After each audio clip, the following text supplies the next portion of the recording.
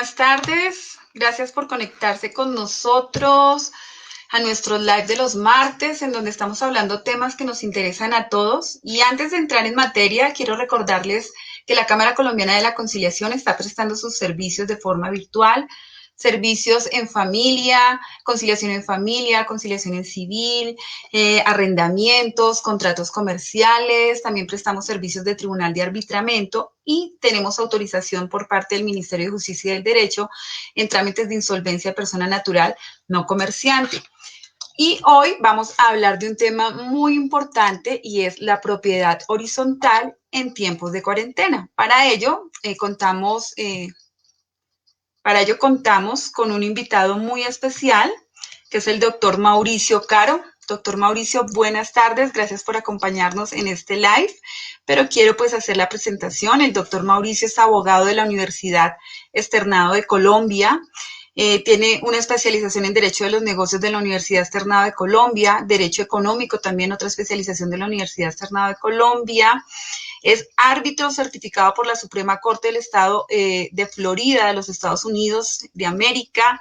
Tiene seminarios de actualizaciones, democracia, coexistencia y paz. Tiene un diplomado internacional en análisis económico de la Universidad Externado de Colombia y es asesor empresarial y también es asesor y conocedor en todas las áreas y en todo lo que tiene que ver de la propiedad horizontal. Doctor Mauricio, muy buenas tardes. Gracias por acompañarnos a la Cámara Colombiana de la Conciliación en este live. ¿Tienes el micrófono apagado? Por favor, habilítalo. Ahí está. ¿Se escucha? Sí, señor. Bueno, doctora Adriana, muy buenas tardes. Muchas gracias por esta invitación a compartir este ratico con ustedes y a toda la audiencia que nos acompaña. Una buena tarde para todos. Bueno, doctor Mauricio, nuestro tema de hoy es la propiedad horizontal en tiempos de cuarentena. Y pues realmente la propiedad horizontal, cuando empezamos la época de cuarentena, hubo mucha inquietud y preocupación respecto a cómo iban a manejar las asambleas la propiedad horizontal. Pero antes de entrar en el tema específico de las asambleas, quisiera que por favor les explicara a nuestra audiencia cómo aparece el régimen de propiedad horizontal en Colombia. Bien, muchas gracias. Lo primero que tengo que decir es que lamentablemente dentro de toda la regulación jurídica que hay, la normatividad positiva de la nación, la cenicienta de todo esto es la propiedad horizontal. Lamentablemente contamos con varias cosas que nos han hecho daño en ese sentido y ahorita en el desarrollo de esta conversación veremos por qué. ¿Cómo nace la copropiedad o propiedad horizontal en Colombia?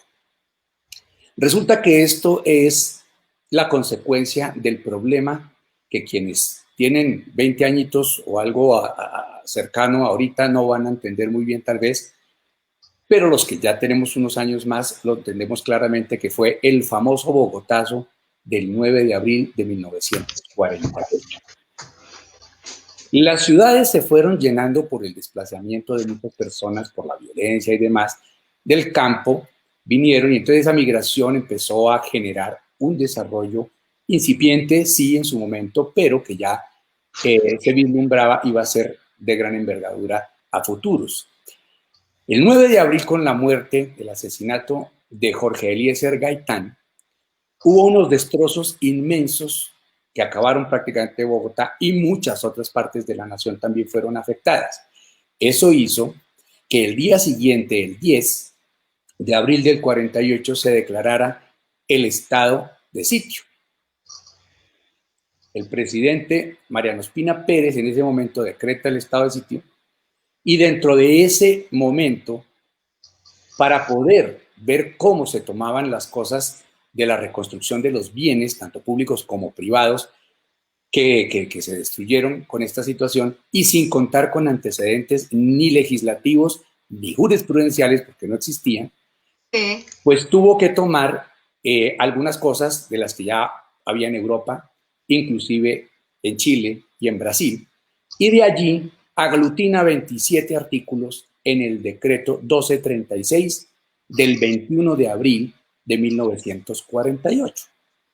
Allí están los rudimentos de lo que fue la propiedad horizontal en Colombia. Nace allí la propiedad horizontal en Colombia y para generar esto como legislación permanente, el Congreso de la República coge básicamente los mismos artículos y los plasma en lo que terminó siendo la Ley 182 de 1948, emitida el 29 de diciembre de ese año, que fue nuestro primer régimen de propiedad horizontal en Colombia.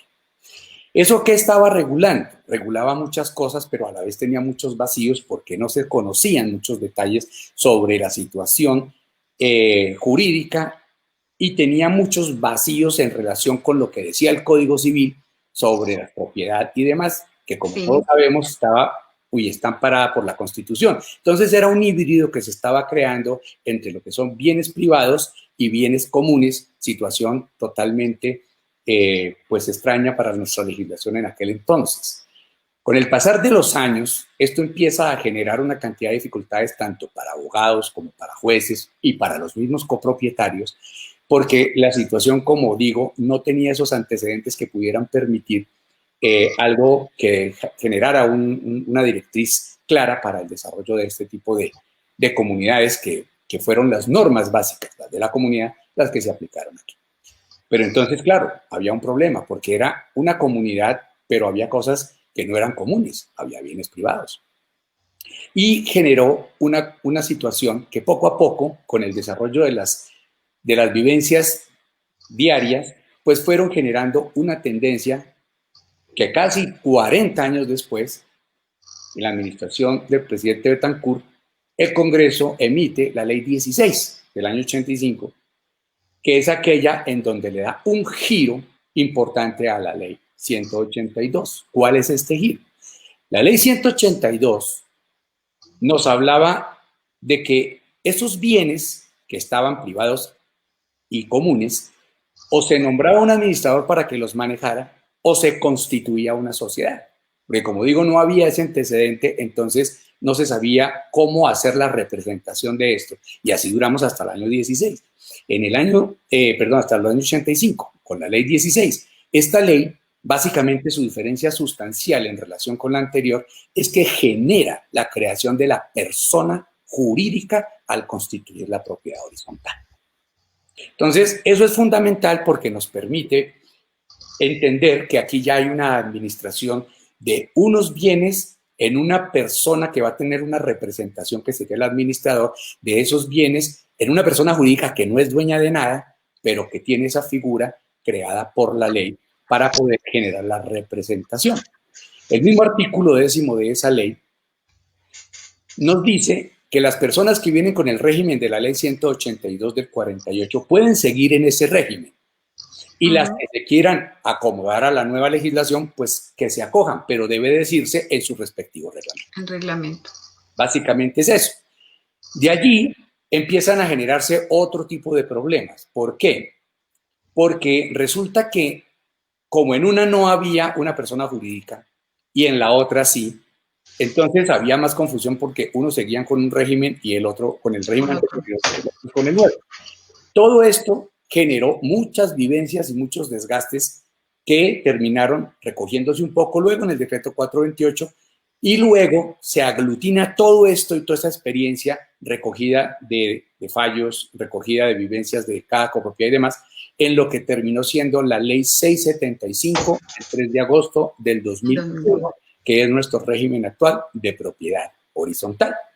En esta nueva ley ya no es optativo quedarse con la 182, quedarse con la 16 o con la 675. De hecho, su último artículo de vigencia nos dice que todos tendrán un año para someterse al nuevo reglamento con posibilidades de ampliación de 6 meses más, que efectivamente se dieron esos 6 meses más y que después de ello quien no se haya acogido pues entenderá la ley que es la que los va a regir, la 675, porque esa misma ley deroga expresamente la 182 y la ley 16 del 85.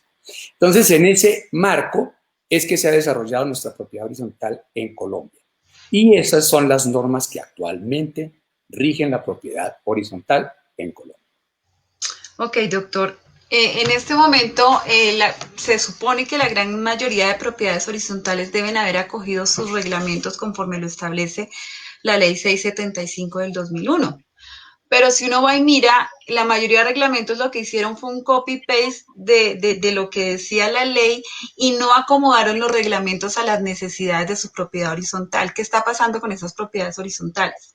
Bien, como lo acabo de decir, cuando el reglamento no se acomoda a la ley, entra a primar la ley, Ok. porque la misma ley así lo indica. ¿Qué sucede? Hay una cosa muy importante en el manejo de la propiedad horizontal. Insisto en que lamentablemente la gente lo ve como algo de segunda, como el sitio, el escenario para ir a pelear con el vecino que me cae mal, Sí. mirar cómo hago para que no suban las cuotas, hablar del perro del vecino. O sea, eso se vuelve como una cocina en vez de ser una asamblea.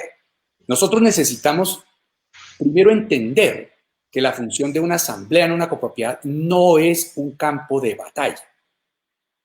La asamblea es el escenario para que nosotros podamos mirar las cosas que vayan en favor de hacer más efectiva la convivencia, evitar el conflicto y hacer que las cosas funcionen bien para todos. Ese es el escenario real que nos indica o que nos invita a vivir la ley a través de las asambleas. Lamentablemente, insisto, los comportamientos son totalmente erráticos y Sí. situaciones absurdas. Entonces, una de las cosas que vamos a ver más adelante es la virtualidad que nos generó la pandemia.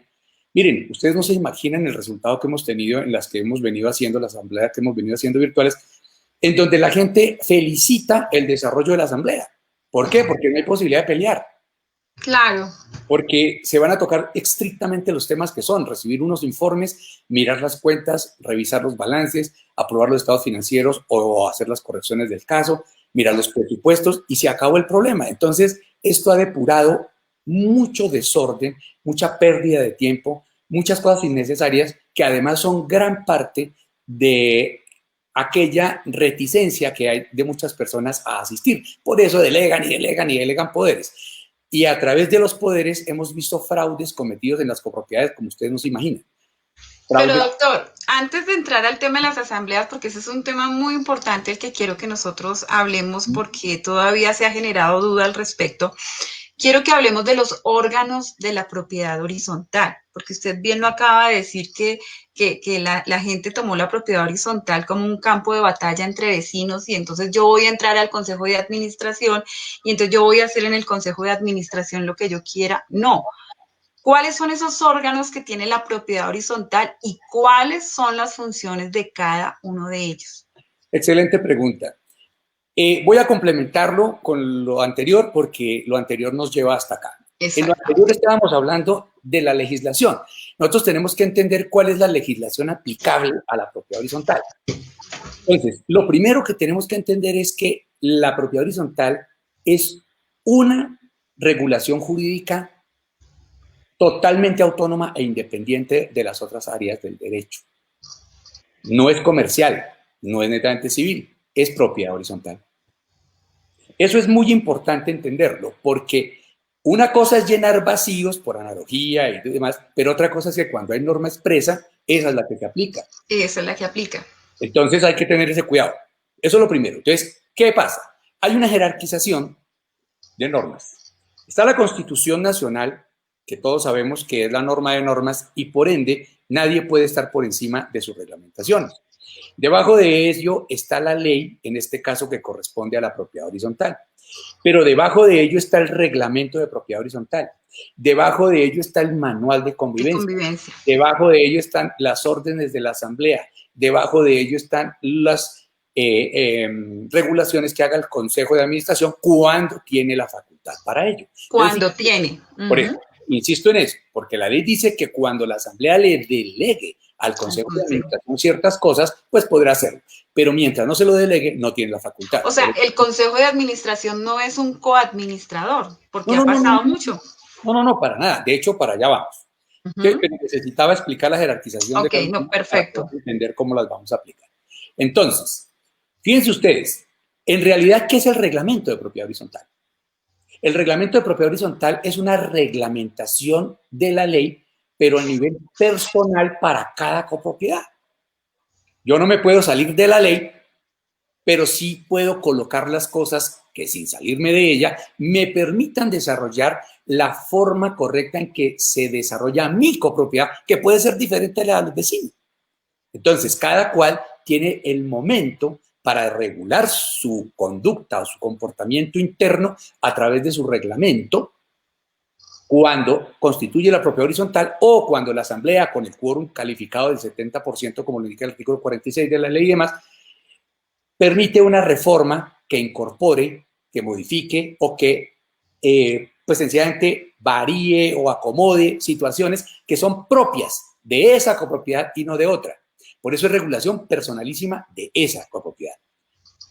Pero, adicionalmente a eso, está el manual de convivencia, que a su vez es prácticamente la regulación del día a día sobre ese reglamento que mantiene las normas generales. Entonces, la norma macro dentro de la propiedad horizontal será su reglamento y la norma del día a día será su manual de convivencia. Su manual.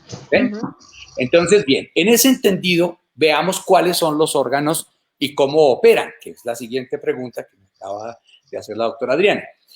Entonces, la ley establece, inclusive fíjense que la ley 16 del 85 que les comentaba hace un momento, solo establecía como el órgano de dirección de la propiedad horizontal a la Asamblea General, nada más.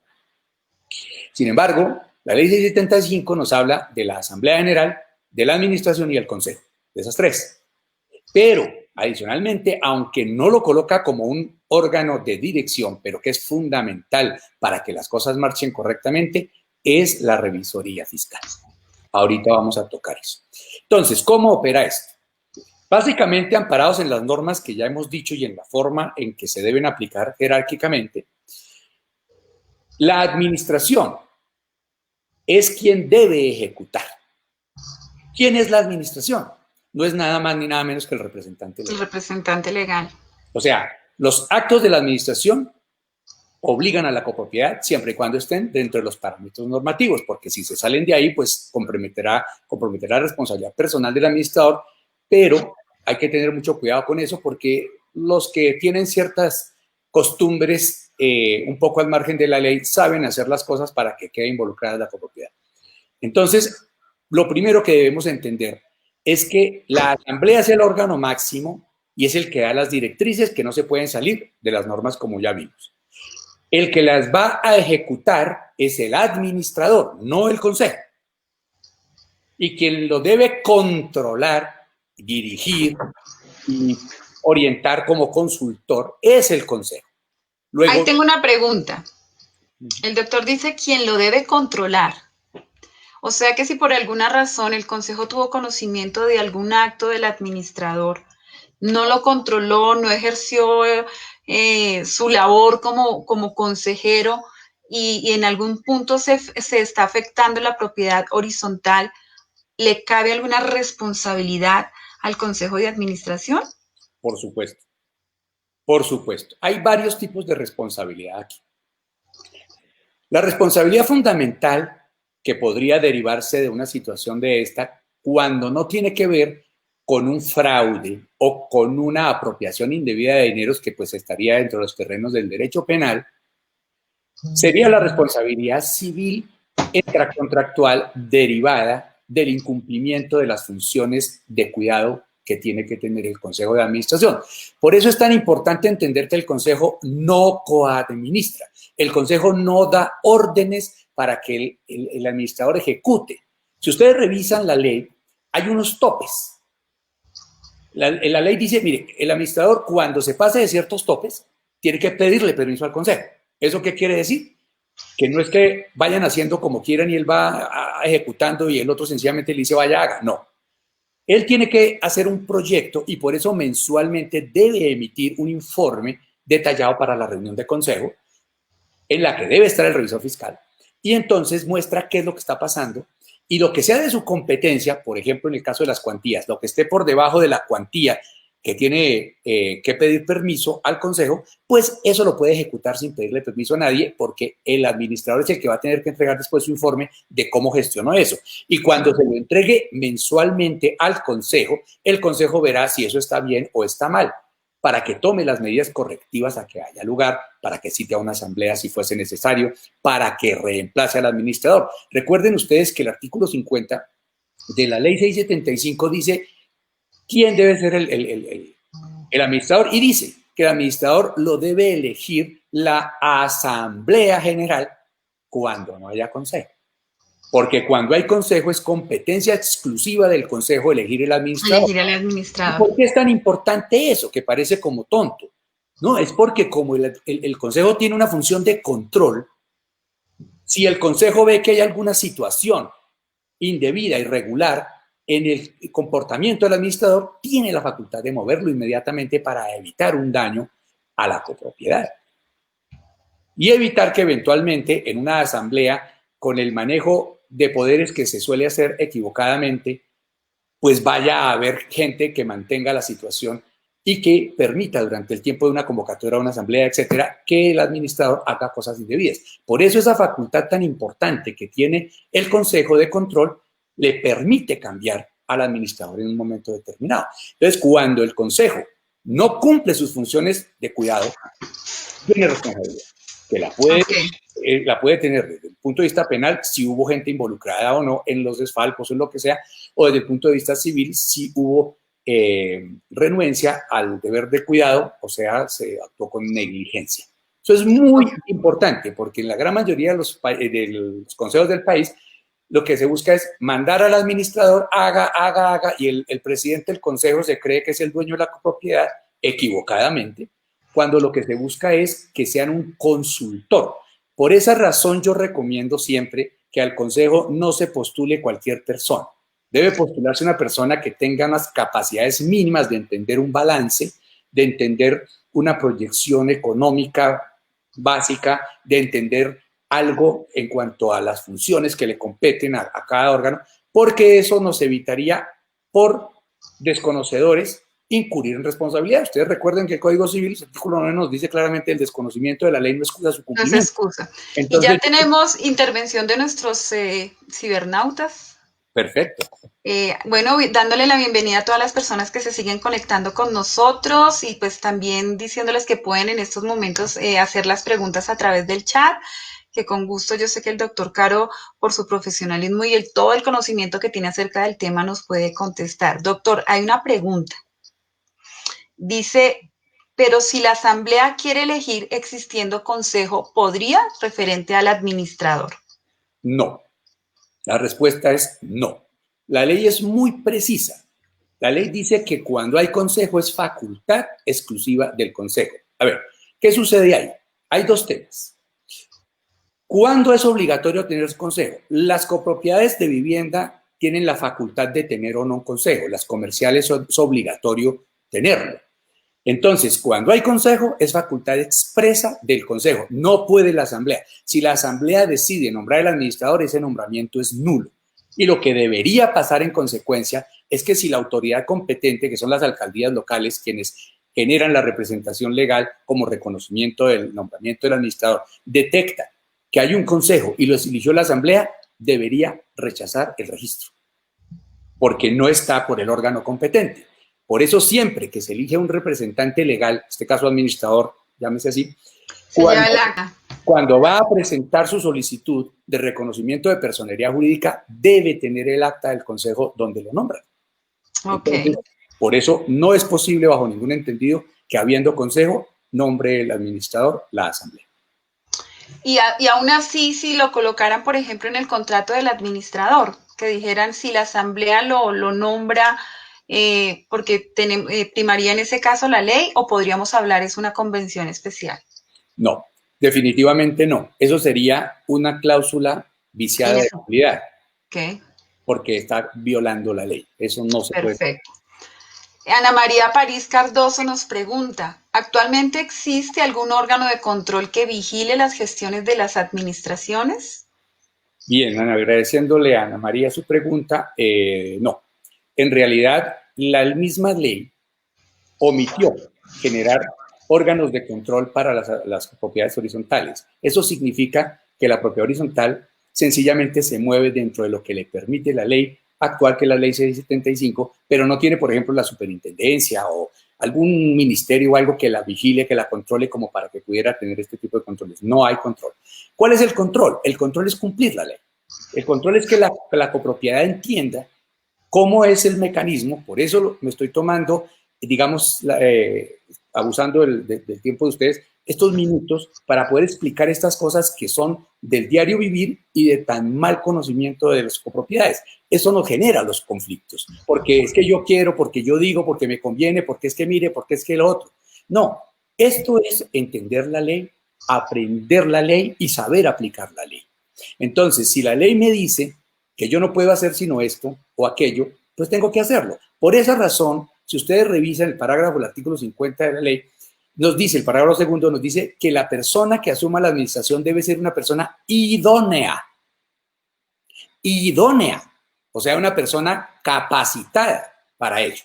Por esa razón es que insisto en que debería tenerse claridad en que en los consejos no vayan las personas porque rico ir a conversar con los vecinos un rato, sino porque tenemos que conocer qué es lo que hay que hacer. ¿Y qué hay que hacer? Hacer una selección profunda de las personas, mirar su experiencia, mirar una cantidad de cosas y adicionalmente a eso hacerles algunas pruebas. Por ejemplo, cuando yo hago entrevistas para ese tipo de cosas, les pongo casuística para que resuelvan y veo si las personas tienen o no un conocimiento mínimo del manejo con la autoridad, del manejo con la copropiedad, del manejo de la ley y de todas estas cosas que son obligatorias para un administrador, la contabilidad. Miren, el artículo 52 o 51 de la ley nos dice que quien es el obligado a llevar la contabilidad o bajo su cuidado, la contabilidad del edificio es el administrador. Entonces, una persona que no entienda de eso, imagínense el problema que realmente se puede generar cuando conseguimos una persona que no conoce el tema. Entonces, la pregunta es si hay algún ente que controle el comportamiento de los administradores, ¿verdad? Sí, y es que no solamente es eso, doctor. Primero porque pues lo que vemos es que como que no hay un órgano de control y el doctor dice la propiedad horizontal se mueve hasta donde puede, pero a veces en las propiedades horizontales se hacen unos desastres en materia de consejo y de administración. ¿Por qué? Porque como bien lo dice el doctor, entran a formar parte de los consejos de administración personas que no saben o se están postulando al cargo de administrador personas que tampoco tienen capacitación. En este momento no hay una regulación o no hay unos requisitos para que la persona ejerza como administrador. La norma dice que sea idóneo, pero por lo menos debería exigir una profesión, por lo menos administrador de empresas. ¿No existe algún requisito o sí los hay? En realidad no, porque la norma habla de que se regulará por el gobierno nacional y nunca se reguló, pero adicionalmente a eso yo les puedo compartir que a lo largo y ancho del país he tenido que ver con cuánta administración se encuentra uno y la gran mayoría, aún con títulos universitarios, desconocen estos comportamientos de la propiedad horizontal. Claro. Se confunden en que esto es un asunto civil y acuden al Código Civil y el otro dice no, esto es comercial. No, nada que ver con eso. Hay una regulación específica que se llama Ley de Propiedad Horizontal, que es la Ley 675 del 2001. Lo que pasa es que también ante eso han salido miles de cosas e interpretaciones de la Corte. Por ejemplo, la citación a las asambleas según la Ley 675 es de 15 días previas a la reunión. Pero la Corte se expresó en sentencia C522 del 2012, se expresó diciendo que son 15 días sin contar el día de convocatoria y sin contar el día de la reunión. Entonces, a los 15 días hay que sumarles 2 días y son 17 desde la convocatoria. ¿Ven? Eso dice la Corte. Entonces, hay que hacerlo de esa manera.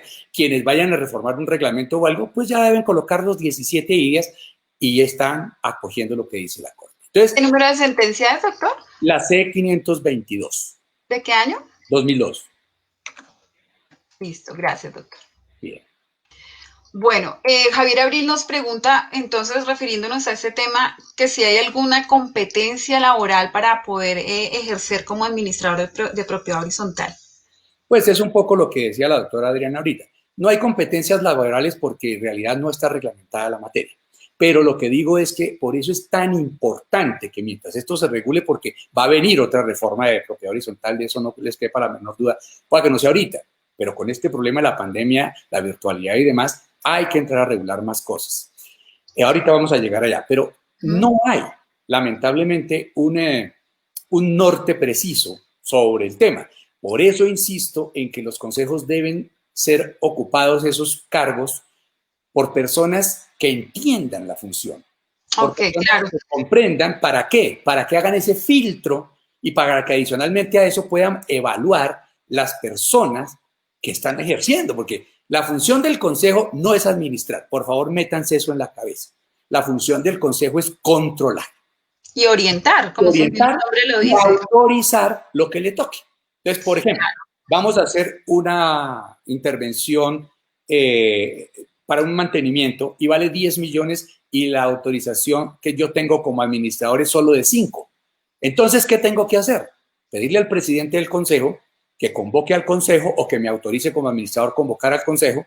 ¿Para qué? Para explicarle el problema y para que me autoricen el contrato. Ojo, no para que ellos firmen el contrato, ni ejecuten, ni cuiden el contrato. No, para que me lo autoricen porque ya yo les estoy diciendo por qué lo necesito, pero no tengo la facultad de hacerlo. Entonces ellos me tienen que autorizar por el monto, la contratación, pero la ejecución, el cuidado del contrato dependen desde la administración, no del consejo. ¿Ven? Entonces, por eso, aunque no hay unas competencias laborales expresas, la competencia la debe tener es la copropiedad, colocando personas idóneas allí. Hay muchas personas que se meten porque creen que eso implica tener poder, cuando realmente eso es un desgaste terrible, pero no se dan cuenta que así como tenemos derechos, también tenemos las obligaciones, que conocemos nosotros como las PROTENREM, o sea, derivadas de la tenencia o propiedad de la cosa. Entonces, cuando nosotros somos dueños de algo, así como tenemos unos derechos, también tenemos unas obligaciones. Y si no conocemos eso bien, si no abordamos las cosas bien, pues mañana nos tendrán que enjuiciar y nos tendremos que poner bravos porque no supimos, cuando no deberíamos ponernos bravos y agachar la cabeza, pedir perdón y ver cómo arreglamos las cosas, porque nos delegaron una función que no fuimos capaces de cumplir. Que no fuimos la consecuencia es la responsabilidad.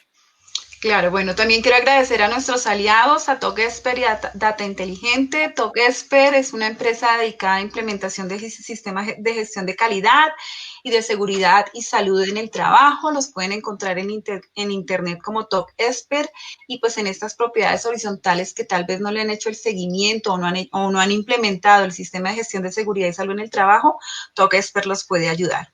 Doctor, hay una pregunta que ya están haciendo acá y que era parte de las que teníamos, que yo le iba a hacer el día de hoy, y es, ¿hasta cuándo? Bueno, primero la pregunta antes de entrar a esa, ¿qué nos trae esta cuarentena o en qué afecta la cuarentena o esta pandemia del coronavirus a las propiedades horizontales y hasta cuándo hay plazo para realizar la asamblea no presencial?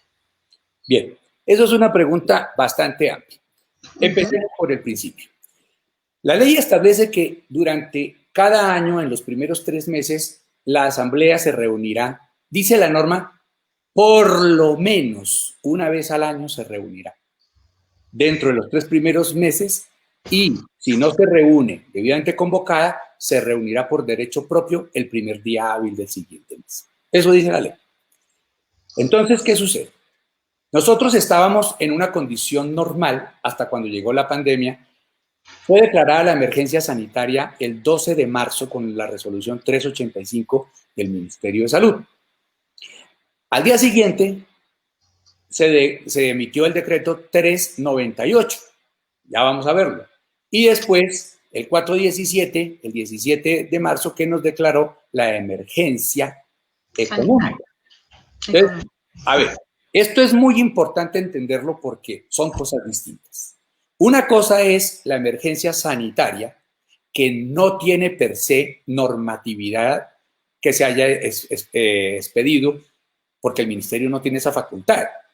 El ministerio nos dijo, oiga, estamos en un problema de salud mundial, hay que declarar esto, y se declaró. Esa es la facultad que tiene. El presidente observa lo que está pasando, estudia sus competencias y ve que en la Constitución le permiten decretar la emergencia, en este caso económica, por muchas cosas, entre ellas porque la pandemia se nos vino encima. Decreta el estado de emergencia, entonces nos genera otra condición. Para quienes no saben, el presidente de la República solamente tiene 90 días al año para mantener al Estado en estado de excepción, o sea, en emergencia. Normalmente se utilizan unos días, se suspende o se termina y luego se utilizan otros dependiendo de cómo se muevan las cosas. Este presidente Duque, optó por tomar 30 días iniciales. Entonces, fíjense que no está legislando dentro de la pandemia, está legislando dentro de la emergencia. Que es su facultad. Él no legisla por pandemia, él legisla por emergencia legalmente decretada con la firma de todos sus ministros, que es la forma técnica constitucionalmente hablando de decretar la emergencia. Dentro de esa emergencia, entonces él emite una serie de decretos, que fueron cerca de 200 algo, en esa primera emergencia. Esa primera emergencia duró del 17 de marzo al 17 de abril, porque fueron 30 días nomás. Esto es muy importante que lo tengamos en consideración para lo que voy a contarles ahorita. Pero fíjense ustedes que la parte del problema de salubridad pública siguió. Y ha seguido. Entonces, y seguirá. Y claro, y va a seguir hasta el año entrante larguito. Entonces, ¿qué pasa? Esa emergencia económica al presidente le permitía expedir las normas que él considerara pertinentes, y fíjense que la emergencia no la declaró por pandemia, sino como emergencia económica. O sea que le permitía legislar por todo lo que tuviera que ver con asuntos económicos, porque el estado de emergencia condiciona también la legislación del presidente a través de los decretos con fuerza de ley. Porque si yo coloco un estado de emergencia por la pandemia, no puedo legislar sino sobre la pandemia. Entonces es muy importante entender por qué se hizo en esa forma. ¿Y qué pasa? El decreto 398 del 13 de marzo son 3 artículos nomás, son solo 3 artículos, pero ese decreto dice cosas muy importantes. ¿Qué dice ese decreto? Dice lo siguiente, dice que hace todo el análisis y en su parte del decreto, ya la parte resolutiva pues del decreto dice, primero, adiciones del capítulo 16 del título 1 de la parte 2 del libro 2 del decreto 1074 de 2015, decreto único reglamentario del sector comercio, industria y turismo. Fíjense ustedes, no está legislando para la pandemia. Y cuando empieza a mirar las modificaciones, entonces habla, capítulo 16, reuniones no presenciales de juntas de socios, asambleas generales de accionistas o juntas directivas. Ni siquiera se refiere a la propiedad horizontal. ¿Por qué hace esto? Porque sencilla y llanamente el presidente estaba mirando era la parte macroeconómica y, como les digo, la cenicienta de nuestro conglomerado normativo es la propiedad horizontal. Nadie mira eso. Nadie mira eso. Tristemente, cuando es algo tan importante, porque es donde vivimos las personas, donde nos tenemos que relacionar con otros, donde tenemos que tener cosas en común, etcétera, etcétera, que si esto se manejara de otra manera, muy seguramente viviríamos en más paz, en más armonía en las copropiedades. Pero lamentablemente esto no se tiene muy en cuenta. Entonces, cada cual busca la manera de defenderse dentro de esa situación. Entonces, el presidente dice allí, miren ustedes, vamos a legislar para las asambleas de las sociedades. Y dice, reunión en el artículo 2.2.1, 10.16.1, dice reuniones no presenciales. Dice, para los efectos de las reuniones no presenciales de que trata el artículo 19 de la ley 222 del 95, que es una ley comercial, modificado por el artículo 148 del decreto 019 del 2012, que es una ley de eliminación de trámites, cuando se hace referencia a todos, oigan bien, comillas, a todos los socios o miembros, se entiende que se trata de quienes participen en la reunión no presencial siempre que se cuente con el número de participantes necesarios para deliberar según lo establecido legal o estatutariamente. Esto es muy importante. Fíjense ustedes, aquí qué fue lo que pasó. La ley establece que cuando las reuniones no son presenciales, deben participar la totalidad de los miembros. En este caso sería la totalidad de los copropietarios. Entonces, para que eso no fuera un obstáculo, se hizo esto. Vuelvo y digo, no estaba legislando para la copropiedad, pero en el artículo 3 de ese decreto, por extensión, lo pasa a todas las personas jurídicas sin distingo. Dice la parte correspondiente así, miren, el artículo 3 dice, Aplicación extensiva. Todas las personas jurídicas, sin excepción, estarán facultadas para aplicar las reglas previstas en los artículos 1 y 2 del presente decreto en la realización de reuniones no presenciales en sus órganos colegiados. Entonces, ¿qué fue lo que hizo? No se refirió a la propiedad horizontal, pero la persona jurídica que se llama copropiedad también quedó afectada por esa extensión. Entonces, por eso es que las personas están con un complique de que no saben qué hacer con las asambleas. Sin embargo, si uno lee con cuidado ese artículo tercero, dice facúltase, pero no dice oblíguese. Cuando yo faculto a alguien, le estoy dando la posibilidad, pero no lo estoy obligando. Eso es el primer punto que debemos tener en cuenta para lo que viene. Pero adicionalmente a eso, cambió unas cosas y en realidad cambió la ley, porque curiosamente este no es temporal desde el punto de vista de que haya enmarcado dentro de un lapso, como se hizo con el 579, para los plazos de no intereses, de no moras, de celebración de asambleas, etc. En este decreto no se enmarca en eso. Y miren lo que cambia fundamentalmente aquí cuando dice el representante legal deberá dejar constancia en el acta sobre la continuidad del quórum necesario durante toda la reunión. Asimismo, deberá realizar la verificación de identidad de los participantes virtuales para garantizar que sean en efecto los socios, sus apoderados o los miembros de la junta directiva. Fíjense ustedes que no habla de la copropiedad, sigue siendo de sociedades. Y básicamente es para asegurar que quien participe sea el que corresponde. Pero como se hace en este caso, la analogía, pues corresponderá al copropietario, etcétera, etcétera. Entonces, aquí, contrario a lo que se hace normalmente en las asambleas en el inicio para el quórum, ya no lo controlaría el revisor fiscal, sino el representante legal, o sea, la administración. ¿Ven? Este es el punto de ahí. Cosa distinta a los estatutos para la aplicación de votaciones. ¿Por qué? Porque miren el inciso siguiente, dice: las disposiciones legales y estatutarias sobre convocatoria, quórum y mayorías en las reuniones presenciales serán igualmente aplicables a las reuniones no presenciales, de que trata el artículo 19 de la ley 222 del 95, modificado por el artículo 148 de la ley 19 del 2000. ¿Qué quiere decir eso? Quiere decir que el resto de cosas se aplican según el reglamento. Entonces, para el quórum, en las votaciones y demás, debe controlarlo el revisor fiscal.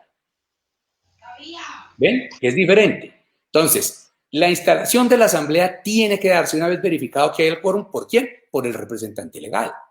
No lo puede hacer el revisor fiscal diciendo: señores, contamos con tanto quórum, como se hace en muchas partes. No, señor. Tiene que pasarle, cuando le ha verificado, el quórum al representante legal, quien a su vez dirá: tenemos tanto quórum, por lo tanto podemos sesionar o no sesionar. Y si no podemos sesionar, entonces de una vez vamos a asamblea de segunda convocatoria. Entonces, si nos damos cuenta, esto tiene sus bemoles. ¿Qué pasó?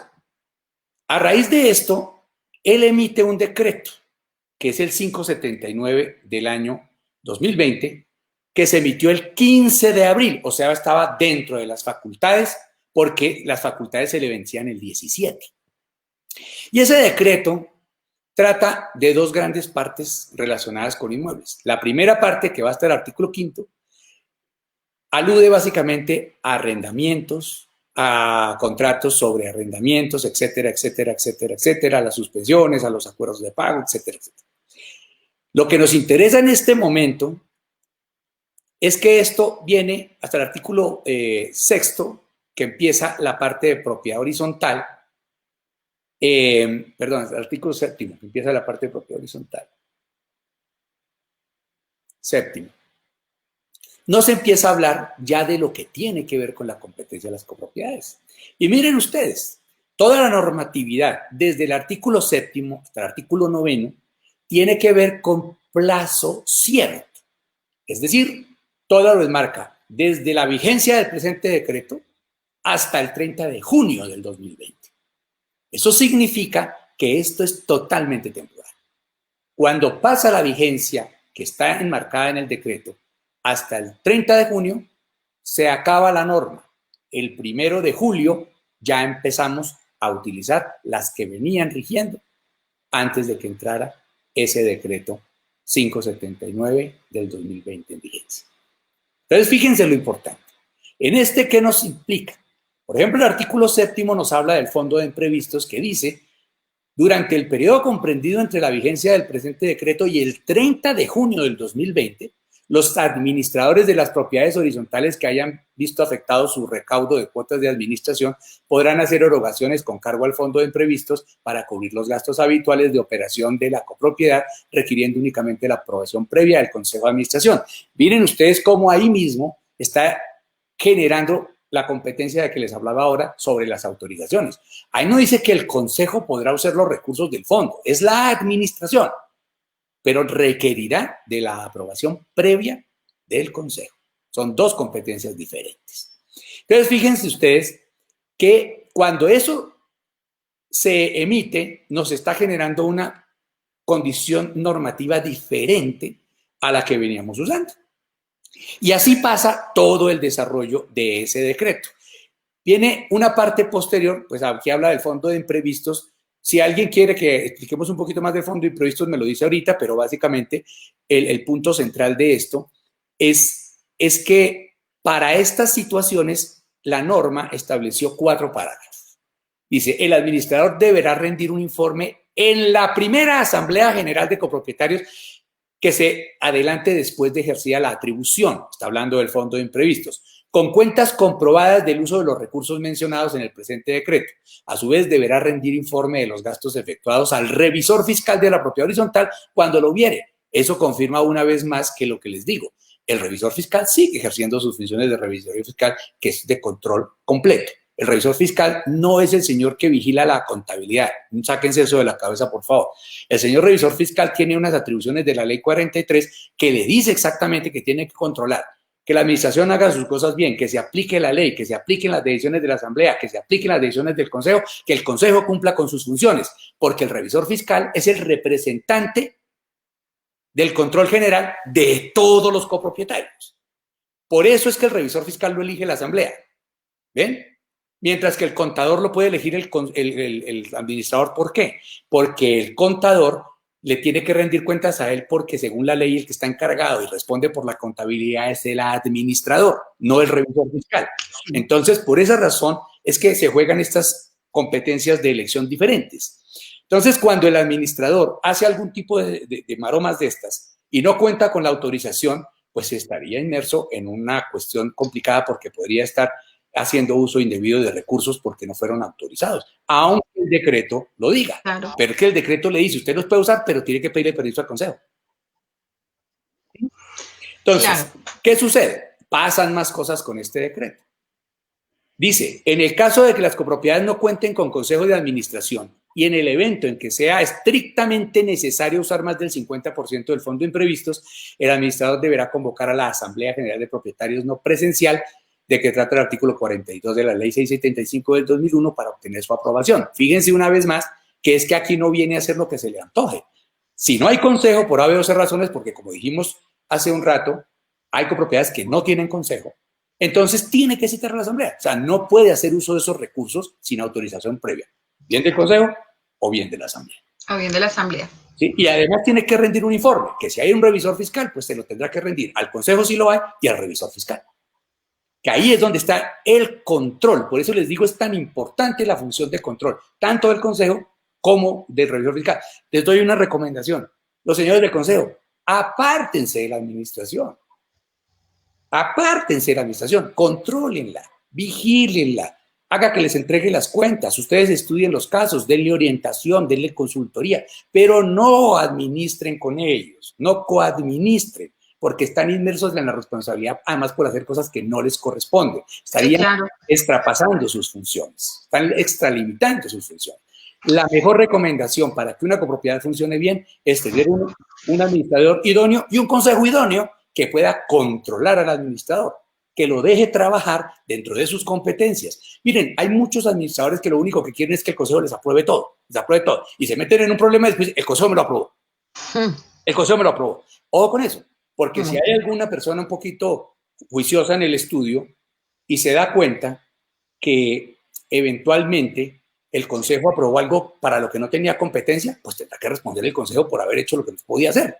Por lo que no podía hacer. Pero doctor, entonces, ¿en este momento se pueden reunir de forma virtual las asambleas? ¿Y con qué quórum varían? Sí, pero todavía no hemos llegado allá. Vamos. Es que yo me adelanté. Tranquila, es que trato de explicar lo mejor que puedo porque es que esto realmente tiene implicaciones complicadas. Miren, el parágrafo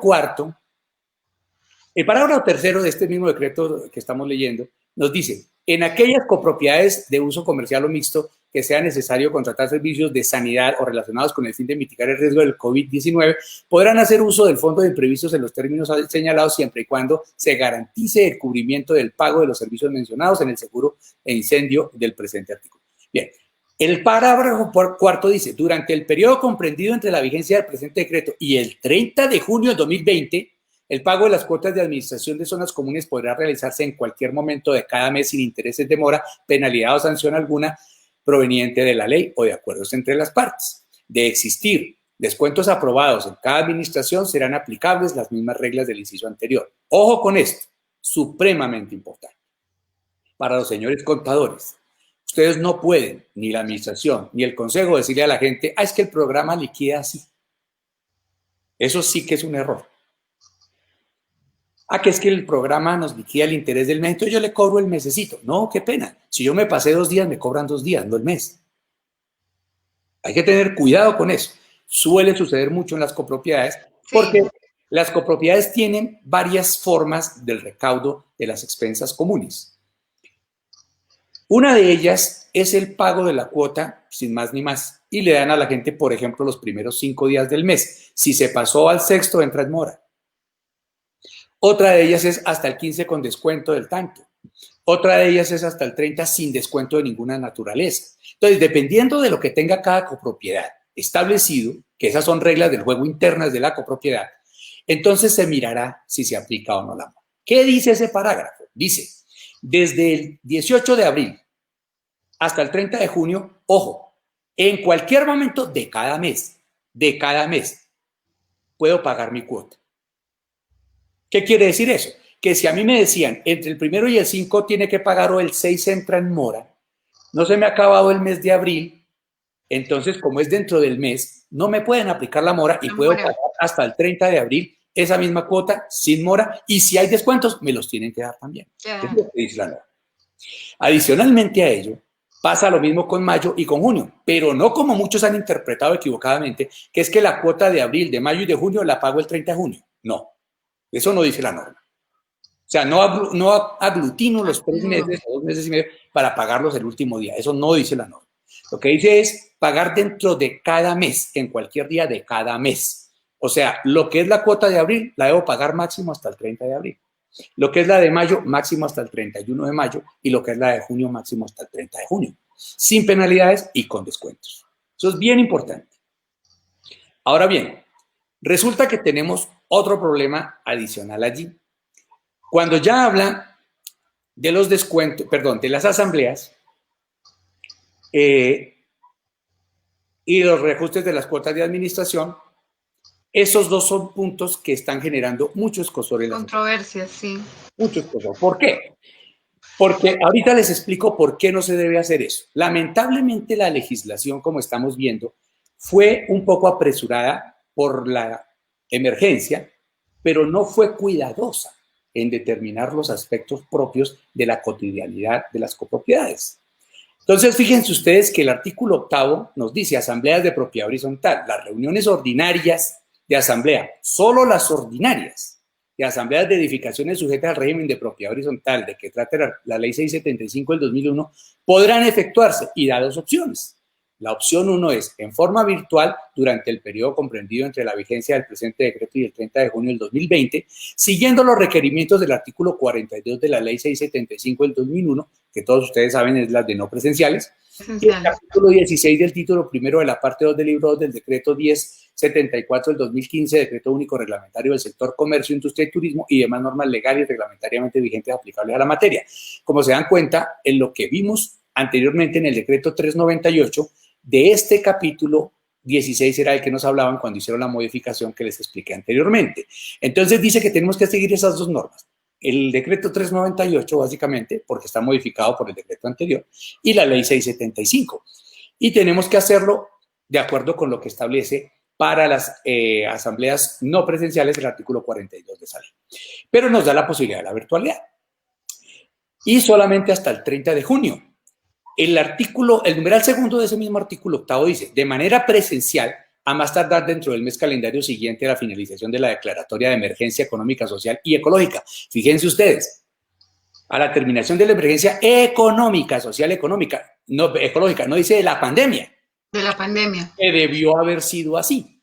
Debió haber sido, ¿por qué? Porque el mismo gobierno nos tiene en confinamiento obligatorio y preventivo y aún hoy, que ya se venció el 30 de junio, no nos permiten hacer reuniones de más de 10 personas. Luego las asambleas presenciales no se pueden realizar y ese numeral segundo quedó como un canto a la bandera porque nunca se pudo usar. ¿Se dan cuenta? Por eso es que les digo que fue un poco apresurado porque no se tuvieron en cuenta ciertas cosas. Si el decreto hubiera dicho dentro del siguiente mes o los 2 meses siguientes a que termine el confinamiento obligatorio o que se declare ya superada la pandemia, eso sería muy diferente porque nos permitiría aplicar la norma cuando realmente se puede. En este momento no se pudo porque las mismas disposiciones de la ley nos generaron el impedimento de las reuniones presenciales. Bien, pasamos a lo siguiente. Dice, si no fuere convocada la asamblea, esta se reunirá en forma ordinaria por derecho propio el día hábil siguiente al mes calendario de que trata el numeral 2 del inciso anterior en el lugar y hora que se indique en el reglamento o en su defecto en las instalaciones del edificio conjunto a las 8 de la noche. Fíjense ustedes, vuelve a lo mismo. Cuando nos dice que podemos celebrar la asamblea presencial dentro del mes siguiente a la fecha de finalización de la emergencia económica, social y ecológica, ¿qué nos está diciendo? ¿Cuándo terminó la emergencia? Por eso les decía que es muy diferente la declaratoria de emergencia sanitaria a la declaratoria de emergencia económica. Porque la emergencia económica, como les dije, el decreto 417 se emite el 17 de marzo. Y fue por un mes, o sea, hasta el 17 de abril. O sea que el primer día hábil siguiente a eso sería el 18 de abril. O sea que contando desde el 18 de abril hasta el 18 de mayo era el momento para haber celebrado las asambleas presenciales. Y si no se reunían hasta el 18 de mayo, el día 19, que es el siguiente día hábil, se podría reunir por derecho propio en forma presencial. Ni lo uno ni lo otro, por lo que ya comenté. Pero en este momento estamos igual porque la emergencia sanitaria sigue. Hay muchas copropiedades que no han hecho sus asambleas, entonces se tendrían que regir por el artículo 42 de la ley 675. Correcto, correcto. Para allá es para dónde vamos. Para allá es para dónde vamos. Entonces, ¿qué sucede? Como se dieron cuenta, no había forma de ninguna manera de cumplir lo previsto en ese artículo. Entonces, ¿qué sucede? Dice el parágrafo segundo de ese artículo octavo de las asambleas del decreto 579 del 2020 que estamos analizando, dice los administradores, consejos de administradores de las asambleas de las edificaciones sujetas al régimen de propiedad horizontal se abstendrán de imponer las sanciones establecidas en el reglamento de propiedad horizontal con fundamento del numeral 9 artículo 38 de la ley 675 del 2001 para la no asistencia presencial de copropietarios y o sus delegados a las reuniones de asamblea ordinarias presenciales convocadas para el periodo comprendido entre la vigencia del presente decreto y el 30 de junio del 2020. Bien, ¿qué pasa con esto? La gran mayoría de copropiedades, precisamente por el altísimo índice de no presencia de los copropietarios, pues coloca multas, lo cual es perfectamente correcto para poder garantizar los quórum para las respectivas decisiones que haya que tomar. Entonces, cuando uno no va a la asamblea, lo multan. Aquí lo que está diciendo el decreto es no lo pueden multar. Eso es todo. Curiosamente, se refiere única y exclusivamente a las asambleas presenciales. Les leo nuevamente ese pequeño detalle. Dice, no podrá, no, se abstendrá de imponer sanciones establecidas por la no asistencia presencial de los copropietarios o sus delegados a las reuniones de asamblea ordinarias presenciales convocadas para el periodo tal. Entonces, me pregunto, o más bien, les comento, eso no excluyó a las virtuales. Eso querría decir que eventualmente en las virtuales sí puede haber sanción para quien no comparezca. Bien. Y por último, ese artículo 9 de ese decreto 579 dice, reajuste de las cuotas de administración de zonas comunes. Se aplaza el reajuste anual de las cuotas de administración de zonas comunes durante el periodo comprendido entre la vigencia del presente decreto y el 30 de junio del 2020. Concluido el aplazamiento establecido en el inciso anterior, las mensualidades se pagarán con el ajuste anual correspondiente. Fíjense ustedes que el decreto ahí, en mi opinión, incurre en una falta gravísima del cálculo de la vida de las copropiedades por lo siguiente. Las copropiedades, ¿cómo hacen su presupuesto? Eso es muy importante. Las copropiedades no hacen el presupuesto como lo hacen las empresas. Los presupuestos de las copropiedades deben ser con finalización cero. Esa es la tendencia correcta de hacer un presupuesto en copropiedades. ¿Qué quiere decir eso? Quiere decir que yo lo que tengo que hacer es, de los gastos ciertos que tengo conocimiento, como los servicios públicos, la vigilancia, el aseo, etcétera, etcétera, mantenimientos, etcétera, genero un presupuesto de gastos. Y el presupuesto de gastos, ya depurado, se divide entre los coeficientes y nos debe dar la cuota de cada uno que nos proyecta automáticamente el presupuesto de ingresos.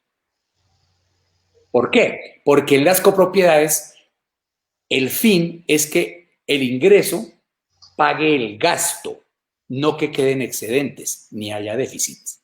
Por eso es con proyección cero, para que lo que yo establezco que voy a gastar sea lo que me pague la copropiedad. Por eso es tan importante que la gente no entre en mora, porque algunos tienen que subsidiar a otros, se atrasan cosas del mantenimiento y tal.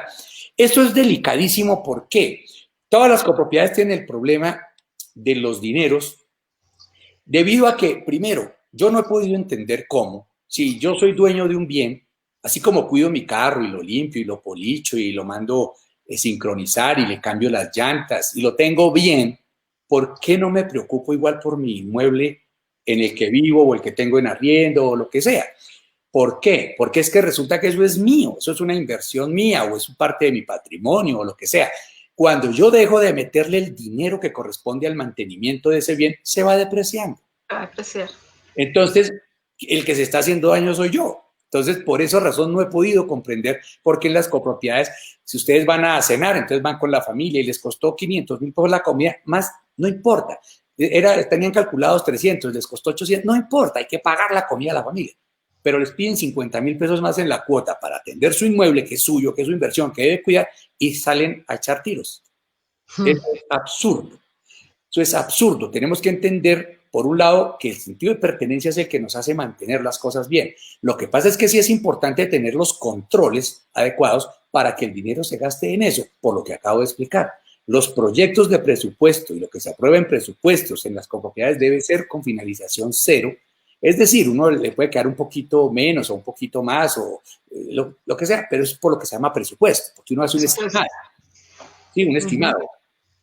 Como digo yo, no es un exacto puesto, es un presupuesto. Entonces, se trata de eso precisamente, de tener más o menos el control de lo que voy a gastar para poder pedir la cuota. Entonces, ¿qué pasó? Cuando este decreto dice reajuste de cuotas de administración de zonas comunes, se aplaza el reajuste anual de las cuotas de administración de zonas comunes durante el periodo comprendido entre la vigencia de este decreto y el 30 de junio del 2020, me está generando un problema en el presupuesto. Yo recomiendo, y así lo he hecho a lo largo y ancho del país en muchas copropiedades, que se autorice por asamblea el incremento anual de una vez desde el 1 de enero de cada año y que se haga con cargo al salario mínimo, Claro. no al IPC. ¿Por qué? Esta es una controversia de nunca acabar en las copropiedades. Entonces les voy a contar por qué es eso. Eso es una razón de orden económico muy simple. El IPC es un indicador que se saca por meses durante un año y al final del año, al siguiente año, se puede hacer el promedio anual del IPC de todo el año anterior. Pero eso no quiere decir que cubra todas las obligaciones de acuerdo con los incrementos que se autorizan por el salario mínimo. El 70 u 80% del rubro del gasto de una copropiedad es la vigilancia. Y cuando pasa el año, toda la vigilancia tiene que aumentar como mínimo el salario mínimo no el IPC, sino el salario mínimo a sus trabajadores, luego el incremento que puede hacer la compañía de vigilancia tiene que ir ajustado sobre el salario mínimo. Entonces, si nosotros ajustamos en la copropiedad por el IPC, que es inferior, y ellos nos pasan por el salario mínimo, aquí ya hay un déficit. Y acumulado en el año, pues terminamos en pérdidas, que nos toca enjugar de alguna manera o después sacar del bolsillo cuotas extraordinarias. Cuando si hacemos las cosas correctas, como hemos visto, no hay necesidad. Si ustedes aprueban desde el 1 de enero, no pasa lo que pasa en muchas copropiedades, que llegan a marzo y tienen que aprobar el retroactivo y tienen que cobrar enero, febrero y marzo, que ya los pasaron, que no han pagado, etcétera, y se vuelve un conflicto. Lo más sano, lo más prudente y lo más inteligente para una copropiedad es automáticamente, cada año al 1 de enero, ya la cuenta llega con su reajuste del salario mínimo y se acabaron todas las controversias en la copropiedad. ¿Por qué? Porque si ya está ajustado con el salario mínimo, no hay forma de entrar en déficit con lo que se está pagando, porque algunas cosas inclusive se ajustan con el IPC y no con el salario mínimo, pero el grueso del presupuesto es con el salario mínimo. Entonces, lo poquito que puede quedar en la diferencia entre el IPC y lo otro, que no es mucha, también sirve para enjugar cualquier cosa. Entonces, por esa razón, cuando este decreto nos dice se suspende el incremento por estos 2 meses y medio, que realmente terminan siendo 3, porque el decreto se emite a mediados de abril, el 18 de abril, pero hace valer el mes de abril. Entonces sería el mes de abril, el mes de mayo y el mes de junio. Entonces, en ese entendido, ¿qué pasa? Que al bajar el costo, por ejemplo, supongamos que una copropiedad ya aprobó desde siempre que se aumente el salario mínimo en su primer día del mes siguiente. Entonces, cobramos todo full en enero, en febrero y en marzo. Y en abril tenemos que bajar la cuota en lo que correspondió al incremento hasta junio y volvemos a subir luego desde julio en adelante. Ese bache nos toca pagarlo hoy o mañana. Hoy o mañana. Luego, no tiene sentido eso, no tiene sentido. Y aunque se autoriza eventualmente echar mano del fondo de imprevistos, hay muchas copropiedades que no tienen el fondo de imprevistos porque o tuvieron que utilizarlo o porque no han cumplido la ley para cargarlo o lo que sea. Si no está monetizado el fondo, van a tener unos problemas inmensos. Claro. Entonces, por eso es mejor, la norma está, pero como esto es un bien de nosotros propio, nadie nos obliga a que no lo paguemos. Yo recomiendo que todo el mundo pague su incremento y nos evitamos problemas a futuros y se acabó el lío. ¿Ven? Claro que sí. Doctor Mauricio, se nos acabó el tiempo y nos quedaron muchas preguntas en el aire. Esta charla continuará. Pero bueno, para cerrar el tema, doctor Mauricio, hoy entonces finalmente pueden seguirse haciendo las asambleas de forma virtual. Bien, te respondo rápidamente eso. Me disculpo si me he extendido un poquito, pero creo que... No, enriquecedora toda la charla y toda tu exposición. Muchas gracias. Miren, las asambleas se tienen que seguir haciendo. Todas. Ahora, ¿quién va a demandar una asamblea sabiendo que es obligatorio que tomemos las decisiones para que todos nosotros tengamos bien nuestra copropiedad? Yo pregunto, ¿quién va a demandar eso? Absurdo. Podemos citar a una asamblea que ya no estamos con normas de gestión, excepto la de reunirnos personalmente. Pero las demás ya no están. Podemos citar a la asamblea sin ningún problema, lo podemos hacer de forma virtual o lo podemos hacer de forma no presencial o de forma escrita, sin ningún problema porque la ley lo faculta. Lo que no podemos es usar las normas ya caducas de la emergencia para en estos momentos usarlas ahorita porque están. Doctor Caro, ¿dónde lo pueden ubicar? Porque Lili Buitrago dice que su conocimiento es muy importante y en la gran mayoría de copropiedades, no hay directrices claras. ¿Es posible contar con su asesoría? ¿Dónde lo pueden contactar las personas? Gracias por la pregunta. ¿Pueden regalar los datos en un banner, por favor? Sí, mientras colocan el banner, mi correo ahí está, es mcaro58@gmail.com. Mi teléfono celular es el 315-375-3879.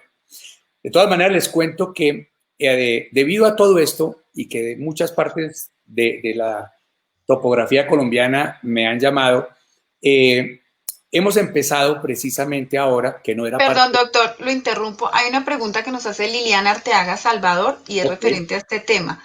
¿Se necesita entonces el 100% de los copropietarios o con qué quórum podemos trabajar?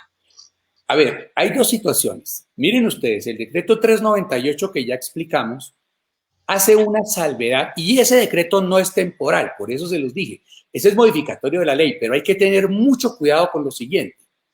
La ley de emergencia es para la emergencia. El decreto 1286 del año 1948 estableció la propiedad horizontal como se los conté, pero el Congreso de la República tuvo que adoptar eso como legislación permanente a través de la ley 182. Entonces, si esto que decretó el gobierno ahorita para estas modificaciones que hacen parte de la emergencia no se acogen como legislación positiva a través del Congreso de la República, pues se extinguirán con la emergencia económica final de esta crisis. Porque en realidad esos decretos se emiten con esa condición o si no podrían estar viciados de constitucionalidad en su aplicación posterior porque ellos se emiten con un fundamento que cuando se acaba por sustracción de materia les quita su peso legal. Entonces, esperaríamos o que el Congreso adopte eso como legislación permanente o volveríamos al statu quo previo. Sin embargo, en este momento la legislación está vigente. Entonces hay que tener mucho cuidado con el artículo primero del decreto 398 del 2020, que ya miramos, el del 13 de marzo, porque ahí nos dice una cosa que es supremamente importante. Dice esto, dije. Para los efectos de las reuniones no presenciales, sí, este sería nuestro caso, ¿sí? Cuando se hace referencia a todos los socios o miembros, se entiende que se trata de quienes participen en la reunión no presencial, siempre que se cuente con el número de participantes necesarios para deliberar según lo establecido legal o estatutariamente. Ok. Entonces, fíjense ustedes que está vigente y tocaría aplicarlo. ¿Qué les debo decir ahí? Tengan mucho cuidado. ¿Por qué? Permítanme un segundo. Yo a esto le pongo como luz porque ya no me veo. Discúlpenme un segundo, por favor. Digo, aquí le ponemos luz. Bueno, entonces cualquier asesoría respecto al con el doctor Mauricio Caro lo pueden contactar en los teléfonos que ya van a aparecer en estos momentos y en el correo electrónico. Si nos ayudas, Luz, gracias. El número de contacto del doctor Mauricio Caro y su correo electrónico. Doctor, tienes el micrófono apagado. Ay, perdón, gracias. No me alcancé a perder en las tinieblas. No. Entonces, miren, ¿por qué les digo que tengan cuidado con eso? Ya me ha pasado con algunas personas que se han equivocado en ese punto. Cuando dicen que son las personas que aparezcan allí, entonces resulta que aparecen 20. Eso no es suficiente.